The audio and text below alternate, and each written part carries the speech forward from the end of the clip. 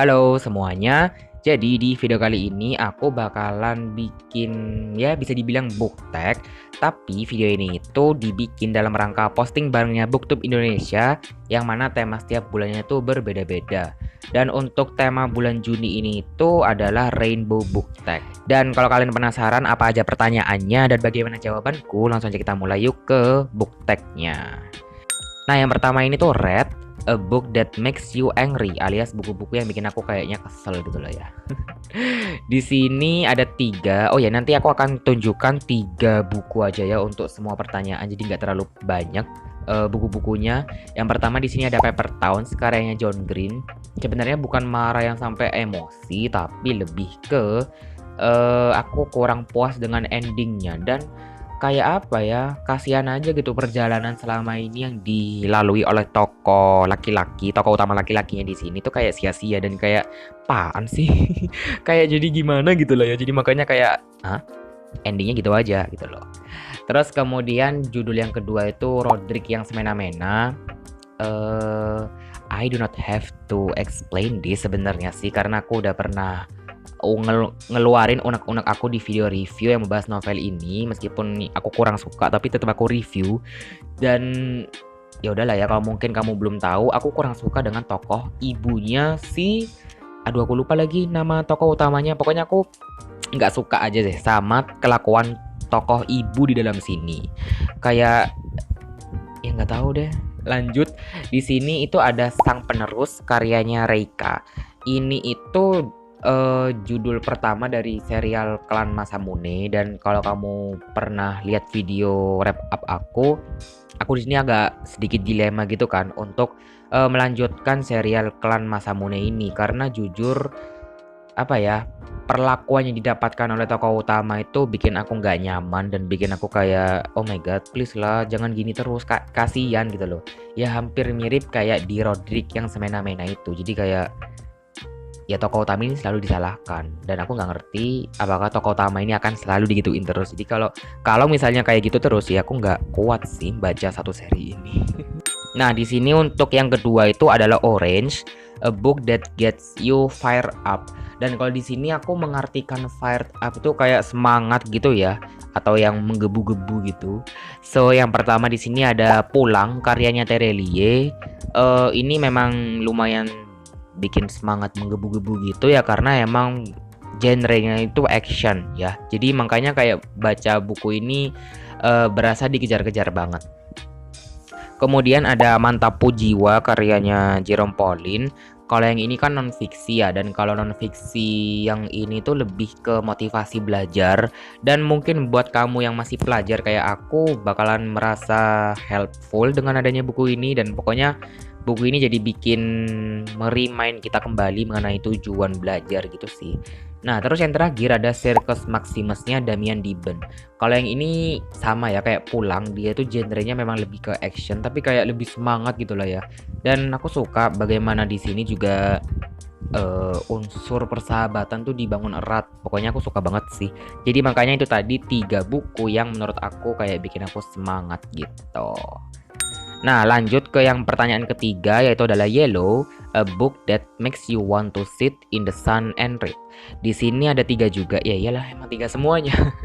Yang pertama ini aja baru banget aku selesaiin, yaitu Liburan Tanpa Dia karyanya Shulim. Ini emang vibe-nya summer banget gitu, kayak bener-bener didukung dengan latar tempat yang vacation yang kayak gitu-gitu. Dan aku berencana akan bikin video review dari novel ini, jadi kalian tungguin aja ya. Kemudian ada Tears of the Giraffe karyanya Alexander McCall Smith. Ini genrenya sebenarnya lebih ke kayak cozy mystery gitu. Tapi di sini setting tempatnya itu kayak di Afrika gitu. Jadi kan Afrika kan kayak identik dengan summer ya nggak sih? Kalau menurut aku kayak gitu ya. Jadi kayak cozy aja gitu, dan menurut aku setting tempatnya juga mendukung untuk dibaca di bawah sinar matahari. Ya kayak mendukung aja gitu lah ya. Terus yang terakhir itu ada Diary of a Rich Kid karyanya Malcolm Magin. Tapi yang buku keduanya ya yang road trip, karena kalau yang buku pertama itu settingnya nggak terlalu summer ya, kayak cuman apa ya, Aku bingung cara relasinya. Pokoknya di buku kedua ini memang lebih ke summer karena judulnya aja road trip gitu loh. Jadi kayak eh, cocok banget untuk dibaca di bawah sinar matahari. Cailah. Nah, kemudian di sini untuk yang warna green, a book that makes you feel peaceful. Peaceful di sini tuh aku mengartikannya kayak buku yang emang bikin aku tenang gitu ya bacanya, atau kayak calming down. Yang pertama di sini ada Jika Kita Tak Pernah Jatuh Cinta, karyanya Alfi Syahrin. Even kayaknya topik ini agak gak relevan dengan diriku, but aku suka dengan caranya Alfi Syahrin ini menuturkan ceritanya atau menuturkan kata-katanya. Jadi makanya baca bukunya yang ini bikin tenang gitu, bikin peaceful. Kemudian ada Dawai-Dawai Ajaib Frankie Presto yang ditulis sama Mitch Albom. Ini menurut aku yang bikin peaceful itu adalah karena apa ya? Apa yang dialami sama si Frankie Presto itu ya bikin aku lumayan apa ya, menaruh simpati lah ya. Dan aku suka gimana kehidupannya Frankie Presto ini tuh berjalan itu kayak ya kayak penuh rintangan lah. Jadi makanya aku suka aja kayak peaceful gitu. Terus kemudian yang terakhir itu ada Reasons to Stay Alive karyanya Matt Haig. Ini juga bikin peaceful. Ya kayak memang mengajarkan tentang kehidupan gitu kan. Dan makanya waktu baca buku ini aku jadi kayak wow gitu. Ya meskipun waktu itu aku ingat banget sebenarnya ini aku pakai audiobook bukan pakai buku fisiknya gitu, tapi aku tetap mendengarkannya dengan saksama gitu sih. Jadi makanya itu bikin peaceful juga. Kemudian di sini untuk yang blue, a book that breaks your heart. Ini kalau kalian sering liatin beberapa videoku juga, aku sering banget mention buku Bulan karyanya Terelie.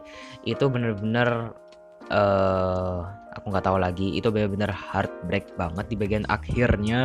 Aku nggak bisa ngomong itu kenapa ya, pokoknya heartbreak. Jadi kalian at least sudah dapat gambaran buku Bulan ini akan heartbreak, sorry.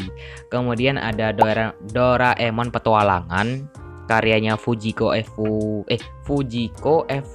sorry kalau agak belibet ya. Ya intinya kayak gitu. Aku sukanya itu karena memang di bagian, aku lupa di bagian ending apa pertengahan ya, pokoknya ada hal-hal yang bikin sedih lah dari komik yang ini komik ya by the way.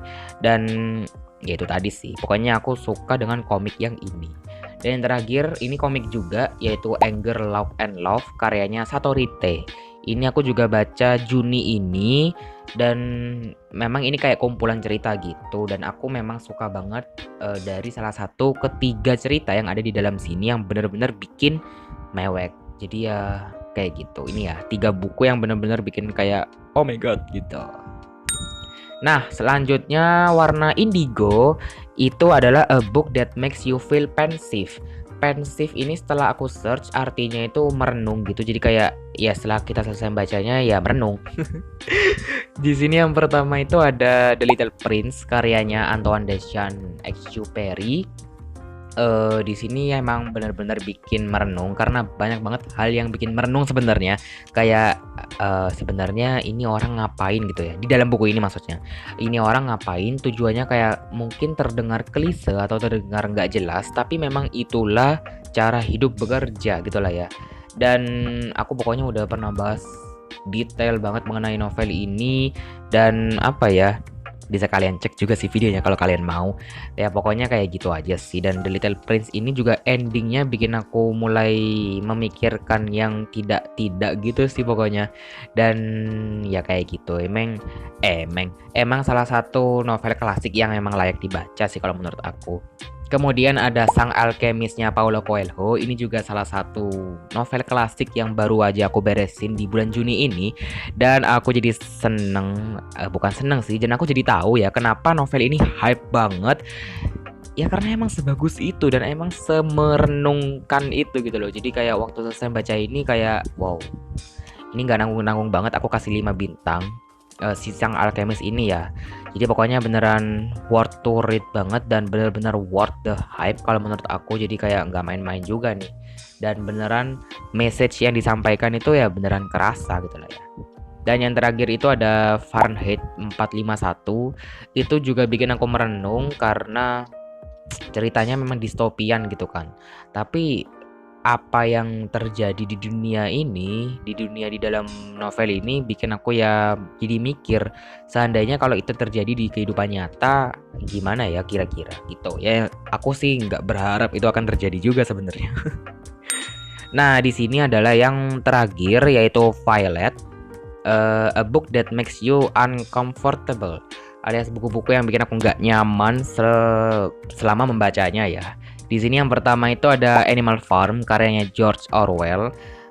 Animal Farm ini secara garis besar memang seperti fabel ya, karena dia ini tokoh utamanya adalah para hewan.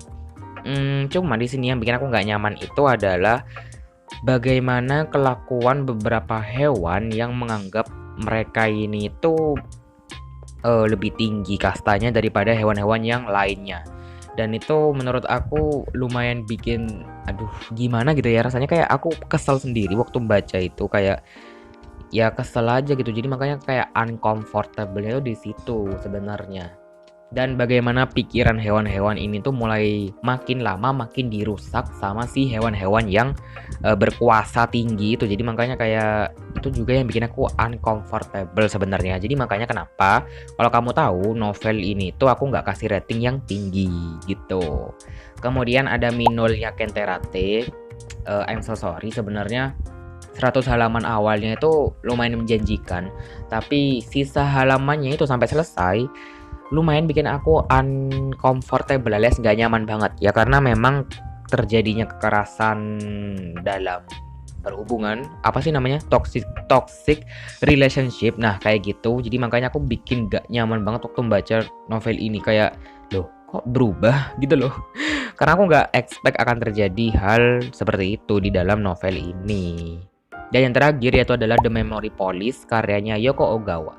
Kalau di sini tuh nggak nyamannya karena lagi-lagi ini genrenya dystopian dan magical realism, yang mana beberapa benda itu akan hilang seiring berjalannya waktu.